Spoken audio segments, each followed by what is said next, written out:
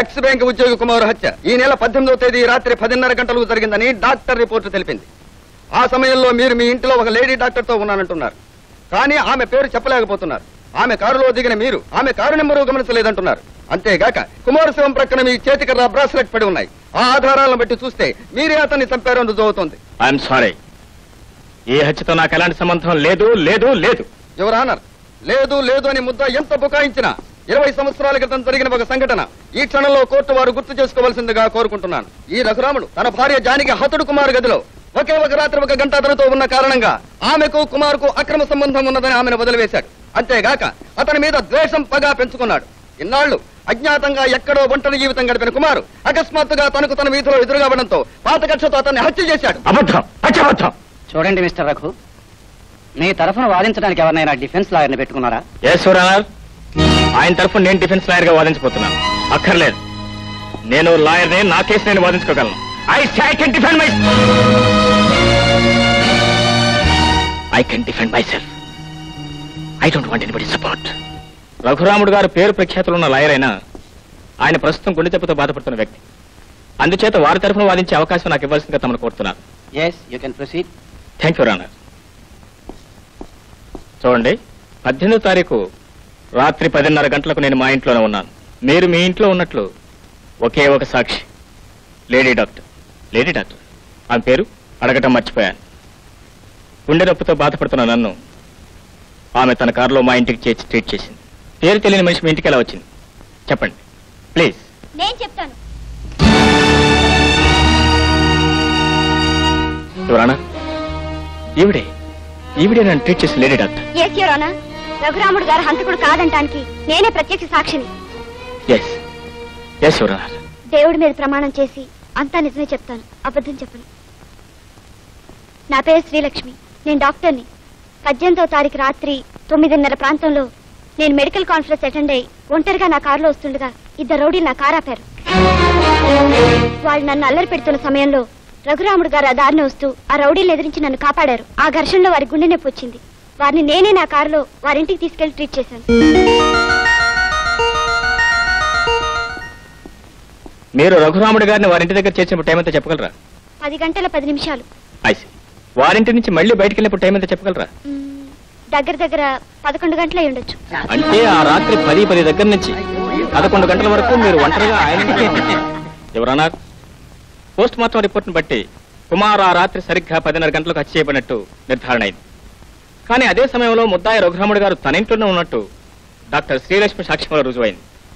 దీన్ని బట్టి ముద్దాయి హంతకుడు కాదని, నిర్దోషని తేలినందువల్ల ఆయన విడుదల చేయవలసిందిగా కోర్టు వారిని ప్రార్థిస్తున్నాను. తీర్పు వాయిదా వేస్తూ ముద్దాయి రఘురాముని తాత్కాలికంగా విడుదల చేయవలసిందిగా ఆర్డర్ జారీ చేస్తున్నాను. Thank you Rana.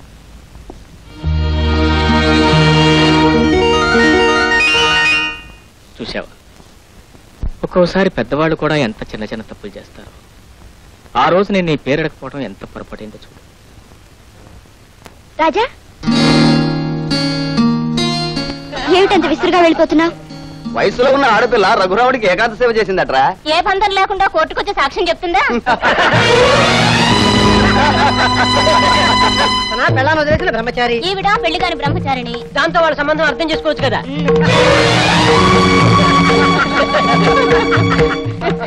కోటేశ్వరుడు కదా, ఒళ్ళో వేసుకుందాం అని ఆశపడింది.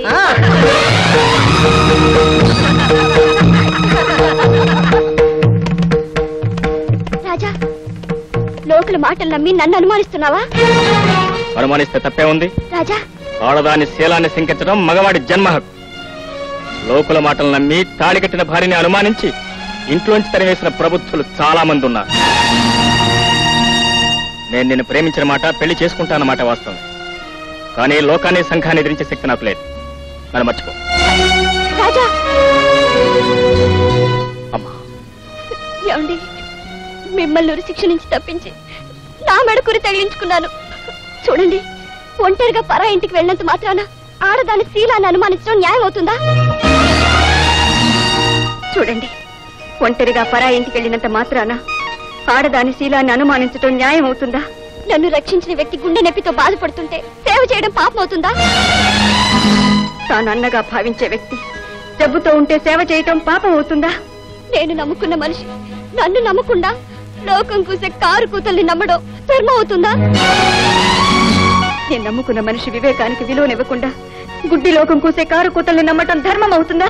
ఒక నిరపరాధి నిర్దోషిత్వాన్ని నిరూపించడానికి కోర్టుకొచ్చి నిజం చెప్పడం నేరమా అండి? నిరపరాధి నిర్దోషిత్వాన్ని నిరూపించడానికి కోర్టుకెళ్లి నిజాన్ని బయట పెట్టడం నేరం అవుతుందా అండి?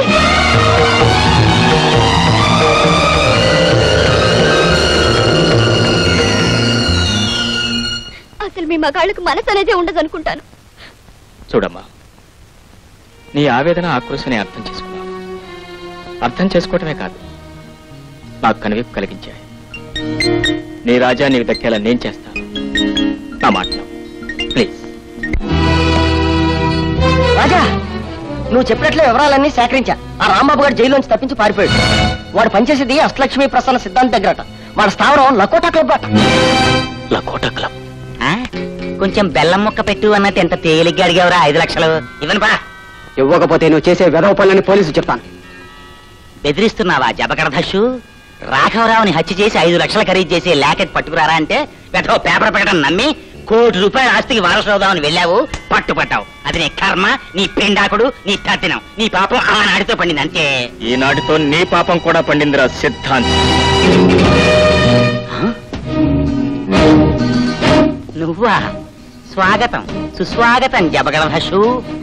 పాపం పండిన వాళ్లే ఇక్కడికి వస్తారు. నా యొక్క బాడీగార్డులు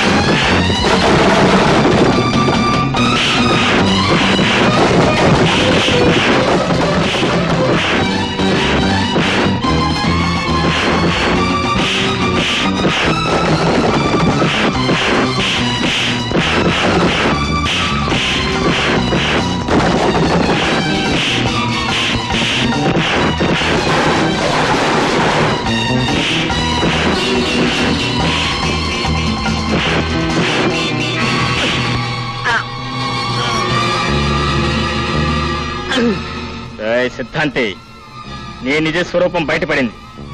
మిగతా నిజాలు కూడా నీ నోటితోనే బయట పెడతావా, లేక నీ కత్తితో నిన్నే జపగణ ధస్సు చేయమంటావా? వద్దు వద్దు, నీకు కావాల్సిన పాయింట్ చెప్పేస్తాను. చెప్పు. కుమారుని నేనే హత్య చేశాను. మరి శ్రీనివాసరావుని నేనే పర్సనల్ గా మర్డర్ చేశాను. పర్సనల్ గా మర్డర్ చేసావా? సరే, ఈ విషయం వార్త చెప్పా. పోలీసులా? నాయన ఇన్స్పెక్టరు, నన్ను వదిలిపెట్టేసి నీకు అష్టలక్ష్ముల్ని ఫ్రీగా ప్రసన్నం చేస్తా. అమ్మా, అసలు అంత కూడా పట్టుకుంటాడమ్మా.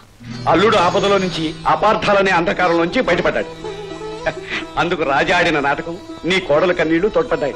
నా కోడలా? అవునమ్మా, మన రాజా మనసిచ్చిన పిల్ల శ్రీలక్ష్మి నీ కాబోయే కోడలు.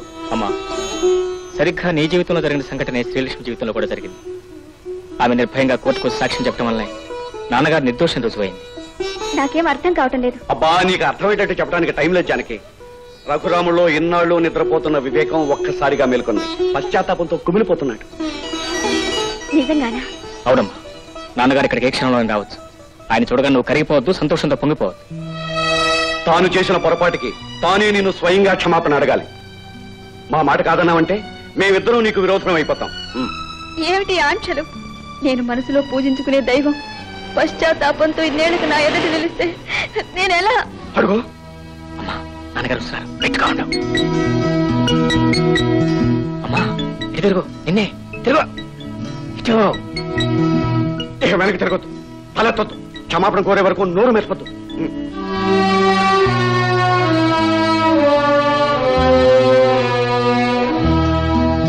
జానకి, జరిగిన దానికి తలంచుకోవాల్సింది నేను కానీ నువ్వు కాదు. ఆనాటి నా అనుమానం నా వివేకాన్ని అణిచివేసింది. అందుకే ఆనాడు నీ సౌశల్యాన్ని గుర్తించలేక నువ్వు చెప్పిన నిజాన్ని నమ్మలేకపోయాను.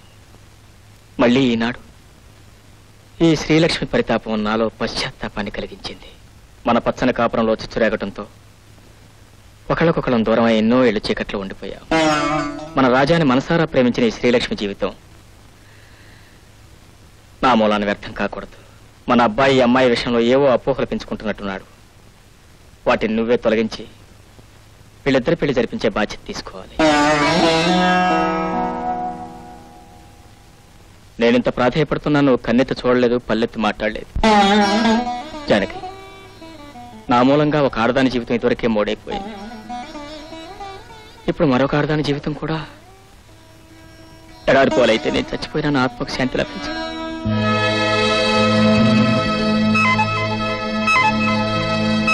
జానకి, నువ్వెంతసేపు ఎందుకు మౌనం పాటిస్తున్నావో నాకు ఇప్పుడే అర్థమైంది.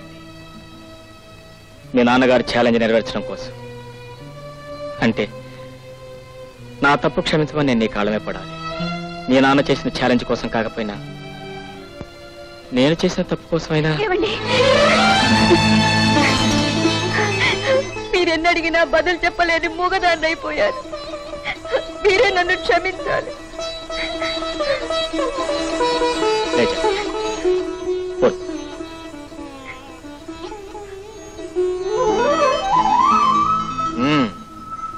మొత్తానికి అనుకున్నది కక్ష కట్టి సాధించారు. కక్ష కట్టడం కాదలుడు, కనువిప్పు కలిగించడం. నా మొదటి ఛాలెంజ్ని నా మనవడు నెరవేర్చాడు. రెండో ఛాలెంజ్ని మా తాతయ్య తన తెలివితేటలతో సాధించాడు. మిగిలిన మూడో ఛాలెంజ్ని ఆ 7 కొండల వాడే జరిపించాడు. ఇప్పుడు మన అందరం కలిసి జరిపించాల్సింది శ్రీలక్ష్మి రాజాల వివాహం.